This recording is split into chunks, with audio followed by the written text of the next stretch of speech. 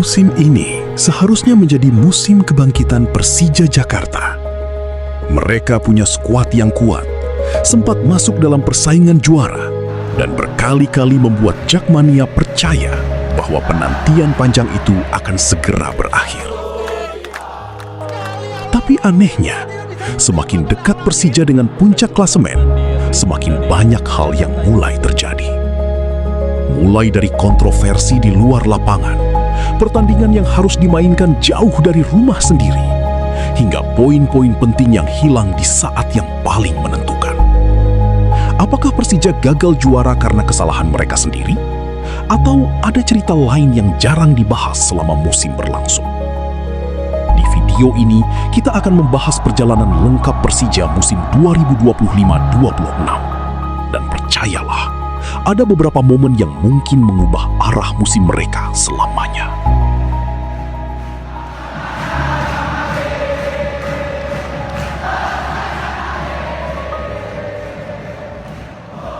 No Brasil tem um ditado que a gente fala: clássico não se joga, clássico se ganha.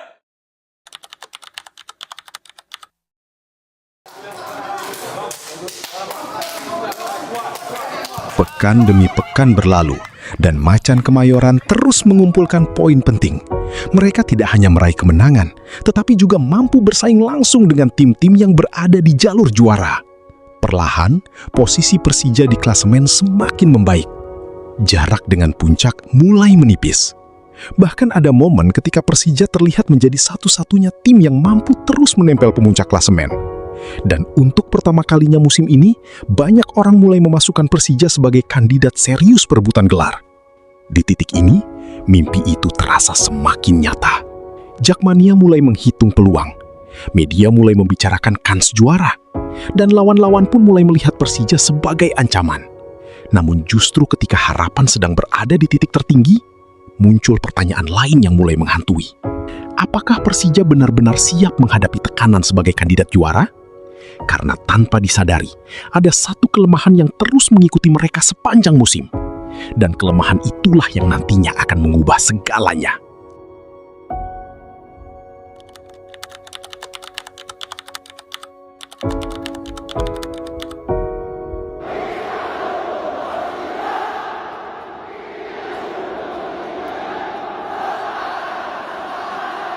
Di tengah persaingan yang semakin ketat, muncul berbagai perdebatan yang membuat situasi Persija semakin rumit. Salah satunya adalah anggapan bahwa Persija terlalu dekat dengan penguasa daerah dan gubernur saat itu. Bagi sebagian pihak, kedekatan tersebut dianggap sebagai keuntungan. Tapi bagi sebagian lainnya, justru menjadi alasan untuk melontarkan kritik dan tuduhan. Perdebatan itu terus bergulir sepanjang musim. Dan di saat yang sama, Persija juga harus menghadapi persoalan lain yang tidak kalah berat. Beberapa pertandingan kandang yang seharusnya menjadi keuntungan justru tidak bisa dimainkan di markas utama. Macan Kemayoran beberapa kali harus berpindah venue dan menjalani laga di luar kandang atau stadion alternatif. Pertandingan antara Persija Jakarta melawan Persib Bandung dipastikan batal digelar di Stadion Utama Gelora Bung Karno, Jakarta. Laga panas ini akan dipindahkan ke Stadion Segiri, Samarinda, Kalimantan Timur dengan pertimbangan keamanan. Bagi supporter, kondisi ini tentu bukan hal ideal. Karena dalam perburuan gelar, setiap pertandingan kandang bisa menjadi pembeda. Atmosfer tribun, dukungan puluhan ribu Jakmania, dan tekanan kepada lawan. Semua itu adalah senjata yang tidak selalu bisa didapat ketika harus bermain jauh dari rumah sendiri. Akibatnya, mulai muncul suara-suara miring dari kalangan pendukung. Ada yang merasa Persija seperti dipersulit. Ada yang mempertanyakan berbagai keputusan yang dianggap merugikan tim. Bahkan tidak sedikit yang menilai Persija seolah harus menghadapi tantangan tambahan di luar lapangan. Benar atau tidaknya pendapat tersebut tentu menjadi perdebatan.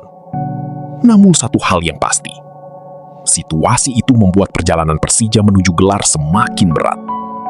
Dan ketika tekanan dari luar lapangan bertemu dengan inkonsistensi di dalam lapangan, masalah yang lebih besar mulai muncul. Karena memasuki fase akhir musim, Persija mulai kehilangan poin-poin yang seharusnya bisa mereka amankan. Dan dari sinilah mimpi juara yang sempat terlihat begitu dekat, perlahan mulai menjauh.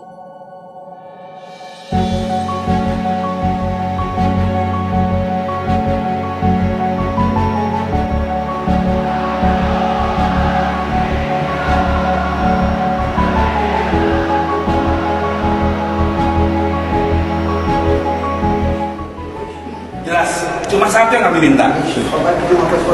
Kalian semua terlalu banyak buang peluang untuk bisa jadi juara. Mereka menutup kompetisi di posisi ketiga klasemen dengan catatan 22 kemenangan, 5 hasil imbang, dan hanya 7 kekalahan dari 34 pertandingan. Persija juga mencetak 65 gol dan hanya kebobolan 29 gol sepanjang musim. Secara statistik, ini adalah salah satu performa terbaik mereka dalam beberapa tahun terakhir. Masalahnya, dalam perebutan gelar juara, bagus saja tidak cukup. Karena di musim yang sama, Persib tampil lebih konsisten.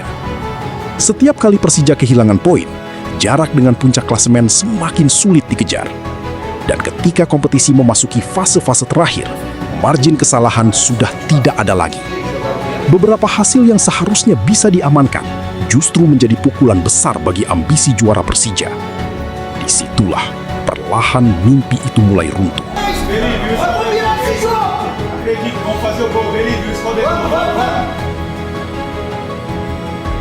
Dan itulah yang membuat musim ini terasa begitu menyakitkan bagi Jakmania.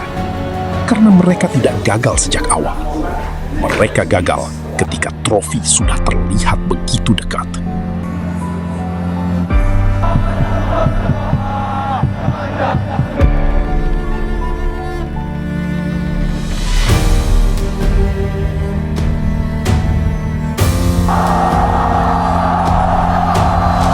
Terlalu banyak buang peluang untuk bisa jadi juara.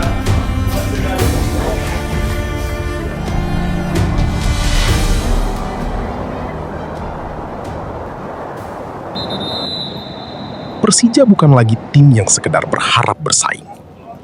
Mereka sudah kembali menjadi penantang serius. Dan itu adalah sesuatu yang tidak bisa diremehkan. Sekarang tantangannya ada di depan mata. Apakah manajemen mampu memperkuat skuad? Apakah kesalahan musim ini bisa diperbaiki? Dan yang paling penting, apakah Persija mampu mengubah rasa kecewa musim ini menjadi bahan bakar untuk musim depan?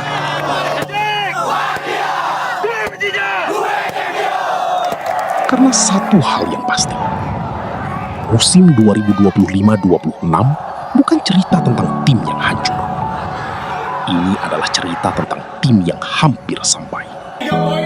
Tim yang sempat membuat Jakmania bermimpi. Tim yang sempat membuat banyak orang percaya bahwa penantian panjang itu akan berakhir. Namun pada akhirnya, mereka kembali harus melihat trofi jatuh ke tangan tim